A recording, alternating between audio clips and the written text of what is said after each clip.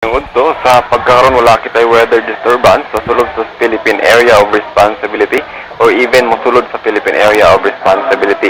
Ang weather system na nakaapekto sa nasod, ang Intertropical Convergence Zone o ITCZ, labi na nakaapekto sa Southern Mindanao o ang Ridge of High Pressure Area o kining extension sa sirkulasyon sa high pressure area ang nakaapekto sa Luzon. Tungod niini, ang tibuok ang Kabisayan makasinati og maayong panahon gawas sa panagsang pagpanagom ngadto sa mapanganuron nga kalangitan. Inabanan sa patak-patak nga pag-ulan og mga localized thunderstorms o pagkilata pagdalugdog. Samtang hinay ngadto kasarangan nga hangin gikan sa silangan ngadto habagatang silangan ang magpasulabi sa tibuok nga Kabisayan. Inabanan sa gagmay ngadto kasarangan nga pagbalod sa kabaybayunan.